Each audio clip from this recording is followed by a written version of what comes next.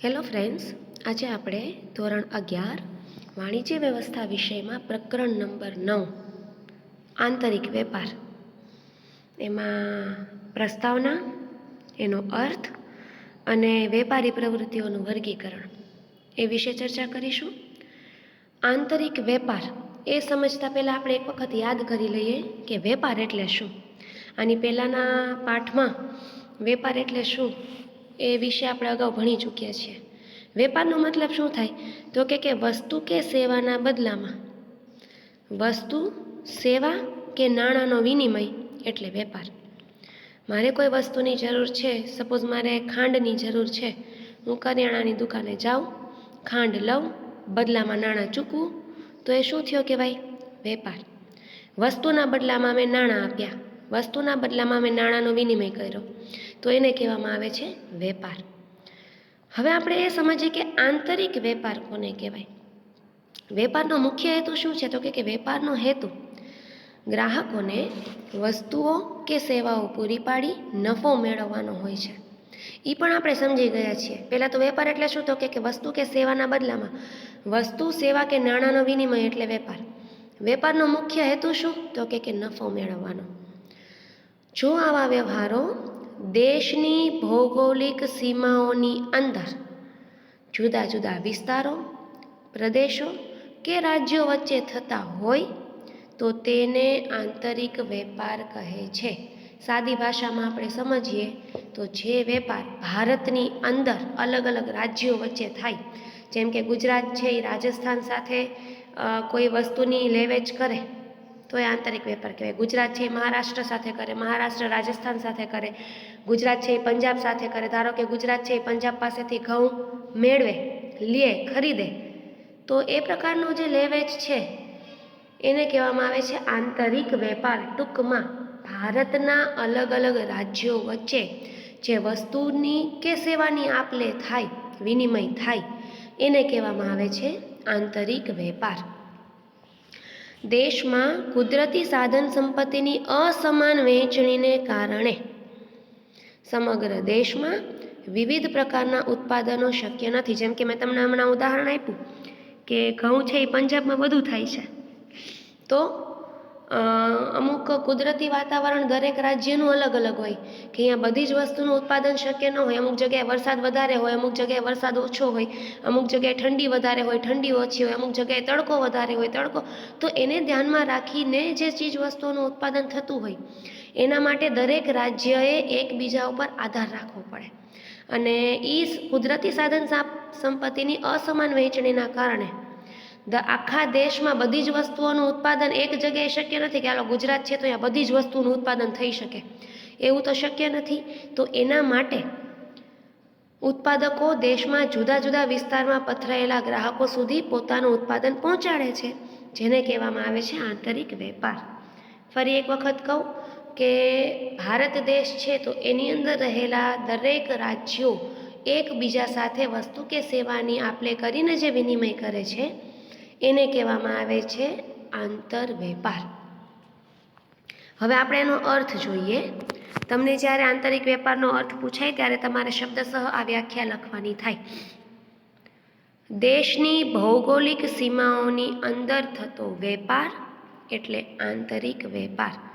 દેશની ભૌગોલિક સીમા એટલે શું તો કે ભારતનો નકશો.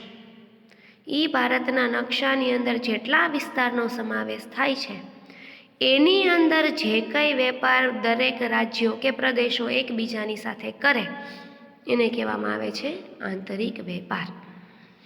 આંતરિક વેપારમાં જે તે દેશનું ચલણ, તોલમાપ, વેપારી રીત રસમો તેમજ કાયદાકીય બાબતો સમાન હોય છે. ખૂબ જ મહત્ત્વની વસ્તુ.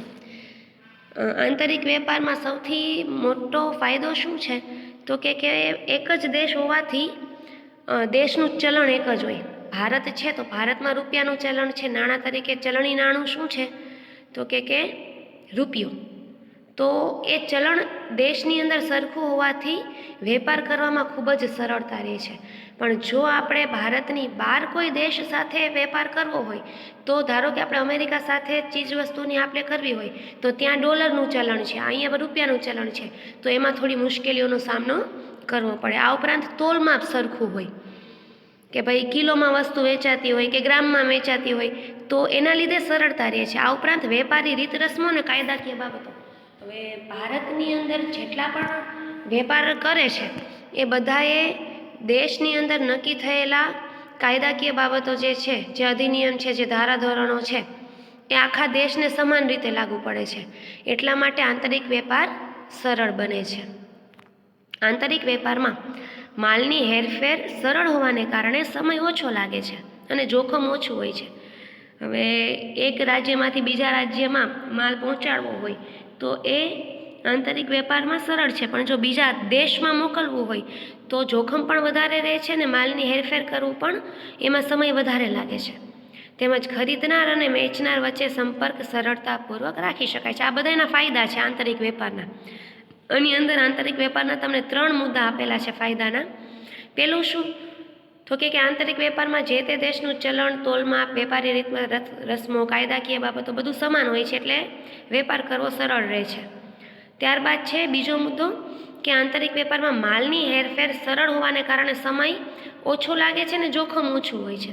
અને ત્રીજો મુદ્દો ખરીદનાર અને વેચનાર વચ્ચે સંપર્ક સરળતાપૂર્વક રાખી શકાય છે. તો એના ફાયદા છે.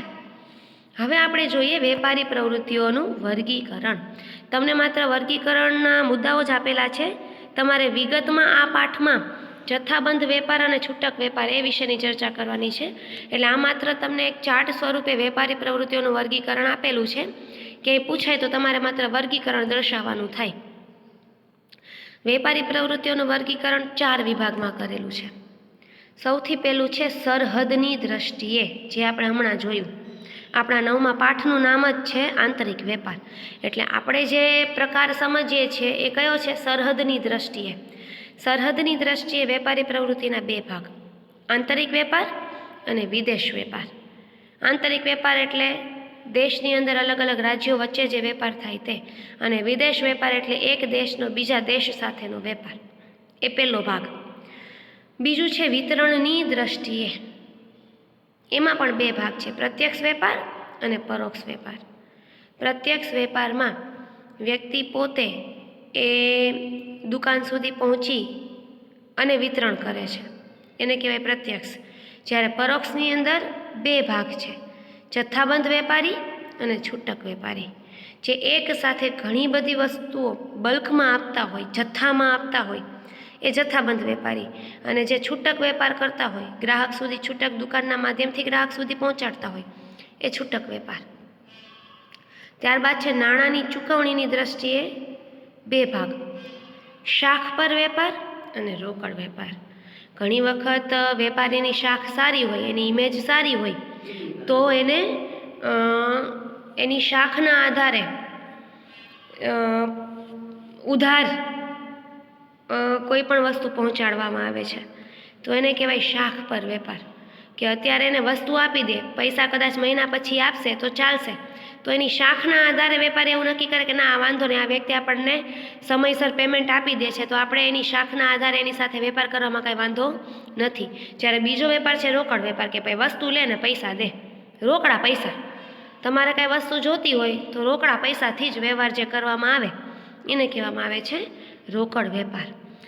અને ત્યારબાદ છે માલની રવાનગીની દ્રષ્ટિએ, હાજરનો વેપાર અને વાયદાનો વેપાર.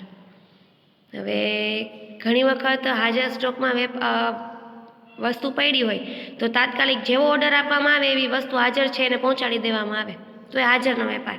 જ્યારે બીજો છે વાયદાનો વેપાર, કે ભાઈ કાંઈ વાંધો નહીં, તમે મને ઓર્ડર લખાવી દો, હું તમારો ઓર્ડર 20 દિવસમાં કે 10 દિવસમાં કે મહિનામાં તમારા સુધી પહોંચાડી દઈશ. તો એ વાયદો કરે છે, પ્રોમિસ આપે છે કે હું તમને આટલા સમયમાં એ માલ પહોંચાડી દઈશ, તો એને કહેવામાં આવે છે વાયદાનો વેપાર.